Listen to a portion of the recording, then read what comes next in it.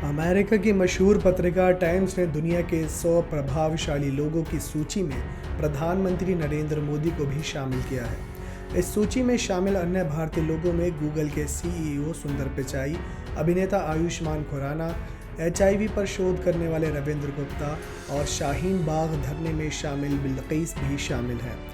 Times magazine ने प्रधानमंत्री नरेंद्र मोदी के बारे में लिखे अपने लेख में कई तल्ख टिप्पणियां भी की हैं। प्रधानमंत्री मोदी के अलावा इस लिस्ट में शी जिनपिंग, ताइवान की राष्ट्रपति Tsai Ing-wen, Donald Trump, Kamala Harris, Joe Biden, Germany chancellor Angela Merkel समेत दुनिया भर के कई नेता शामिल हैं। टाइम्स मैगजीन ने प्रधानमंत्री नरेंद्र मोदी के बारे में लिखा कि लोकतंत्र के लिए सबसे ज़रूरी स्वतंत्र चुनाव नहीं है। इसमें केवल ये पता चलता है कि किसे सबसे अधिक वोट मिला है। इससे ज़्यादा महत्वपूर्ण उन लोगों का अधिकार है जिन्होंने विजेता के लिए वोट नहीं दिया। भारत 7 दशकों से अधिक समय से दुनिया का सबसे बड़ा लोकतंत्र रहा है। भारत की 1.3 अरब की आबादी में ईसाई, मुस्लिम, सिख, बौद्ध, जैन और अन्य धर्मों के लोग शामिल हैं।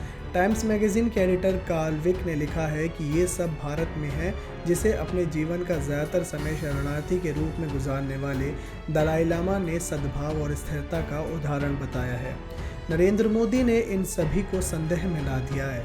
भारत के ज़्यादातर प्रधानमंत्री करीब 80% आबादी वाले हिंदू समुदाय से आए हैं, लेकिन केवल मोदी ही ऐसे हैं जिन्होंने ऐसे शासन किया है जैसे उनके लिए कोई और मायने नहीं रखता है।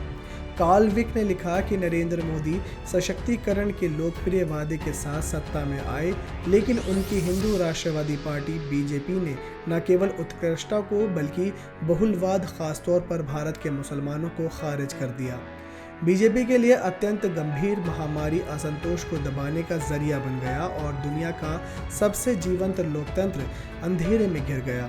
आपको बता दें कि लोकसभा चुनाव के दौरान टाइम्स मैगजीन ने प्रधानमंत्री नरेंद्र मोदी को भारत का डिवाइडर इन चीफ यानी प्रमुख विभाजनकारी बताया था। हालांकि टाइम्स ने नतीजे के बाद उन पर एक और आर्टिकल छापा था। दूसरे आर्टिकल का शीर्षक था Modi has united India like no prime minister in decades, यानी मोदी ने भारत को इस तरह एकजुट किया है जितना दशकों में किसी प्रधानमंत्री ने नहीं किया। इस आर्टिकल को मनोज लडवा ने लिखा है, जिन्होंने 2014 में लोकसभा चुनाव के दौरान नरेंद्र मोदी फॉर पीएम अभियान चलाया था।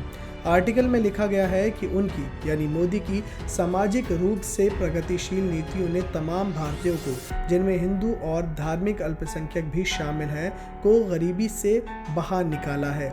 ये किसी भी पिछली पीढ़ी के मुकाबले तेज़ गति से हुआ है।